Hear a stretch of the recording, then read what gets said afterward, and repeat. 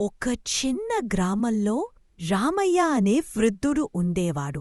వయస్సు 65 సంవత్సరాలు. చింతచిగురులా తెల్లని జుట్టు, నల్లగా ముడతలు పడిన చర్మం. కాని మనసు మాత్రం బంగారం. ఎవరు కష్టంలో ఉన్నా ముందుండి సహాయం చేసేవాడు. ఆ ఊరిలో సీత అనే 10 సంవత్సరాల చిన్నారి ఉండేది. తెల్లని చర్మం, చిరునవ్వుతో ఉంటూ చిలిపిగా ఆటలు ఆడే స్వభావం. ఆమెకు పుస్తకాలు చదవడం అంటే ప్రాణం. ఒకరోజు సీత పాఠశాలకు వెళ్తున్న దారిలో ఒక వృద్ధ చెట్టు కింద ఏడుస్తూ కూర్చుని ఉండింది. రామయ్య అటుగా వెళ్ళి చూసి ప్రశ్నించాడు. ఏమయ్యా పిల్లా, ఎందుకు ఏడుస్తున్నావు? సీత ఏడుస్తూ చెప్పింది. నాన్నగారు ఉద్యోగం పోయింది. ఇంట్లో డబ్బులు లేవు. పాఠశాల ఫీజు చెల్లించలేకపోతున్నాం. రామయ్య మనసు కరిగిపోయింది. తన చిన్న పొదుపు డబ్బు తీసుకుని సీత కుటుంబానికి సహాయం చేశాడు. తనకి వృద్ధాప్య పెన్షన్ ఒక్కబే ఆదాయమైనా కూడా. ఆయన మానవతా గుణం చూసిన ఊర్లోని ప్రజలందరూ ఆశ్చర్యపోయారు. అక్కడే ఉన్న చంద్రశేఖర్ అనే ధనవంతుడు, వయస్సు 45, గోధుమ చర్మం, మౌనంగా సేవలు చేసేవాడు. రామయ్యకి నెలకు 5,000 రూపాయల పెన్షన్ ఇవ్వాలని నిర్ణయించాడు. కాలం గడిచింది. సీత చదువు పూర్తిచేసి డాక్టర్ అయ్యింది. రామయ్యకు సేవ చేసినవారు జీవితంలో మోక్షం పొందారని ఆ ఊరిలో ఇప్పటికీ చెబుతుంటారు.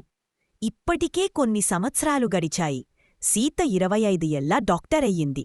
ప్రతి నెలా గ్రామానికి వచ్చి రామయ్యని చూసి కథలు చెబుతూ పాత చెట్టు కింద కూర్చునేది. ఒకరోజు రామయ్య దగ్గరికి వెళ్లిన సీత అతను తీవ్రంగా దగ్గుతో బాధపడుతున్నట్లు గమనించింది. వెంటనే రామయ్యని నగరానికి తీసుకెళ్లి పరీక్షలు చెయ్యాలన్నది. కాని రామయ్య నవ్వుతూ చెప్పాడు.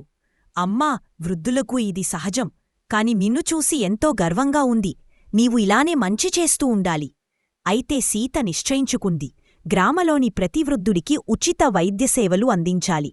కొన్ని నెలల్లోనే రామయ్య సేవాకేంద్రమనే ఆరోగ్య శిబిరాన్ని ప్రారంభించింది. ఇంతలో చంద్రశేఖర్ అనారోగ్యంతో పడిపోయాడు. డాక్టర్లు ఆశలు వదిలేశారు. కార్తిక్ సీతకి మెడికల్ కాలేజీలో బ్యాచ్మేట్. ఆ సమయంలో అంతగా పరిచయం లేకపోయినా ఇప్పుడు వారి మధ్య మమకారం ఏర్పడింది.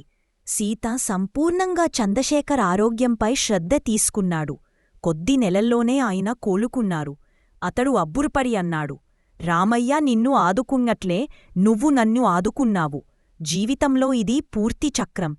దీనితో కార్తిక్ విదేశాలకు తిరిగి వెళ్లకుండా సీతతో కలిసి గ్రామంలో మోక్ష హెల్త్ సెంటర్ అనే చిన్న ఆసుపత్రి ప్రారంభించాడు. పండుగలలాంటి రోజులలో గ్రామమంతా సీతకి, కార్తిక్కి కృతజ్ఞతలు తెలుపుతూ ఉత్సవాలు చేసేది. ఒకరోజు గ్రామస్థులు పెద్ద సభ ఏర్పాటు చేశారు. అందులో రామయ్యని గ్రామ గర్వంగా గౌరవించి సీత, కార్తిక్ల సేవలకు ప్రత్యేక సన్మానం చేశారు.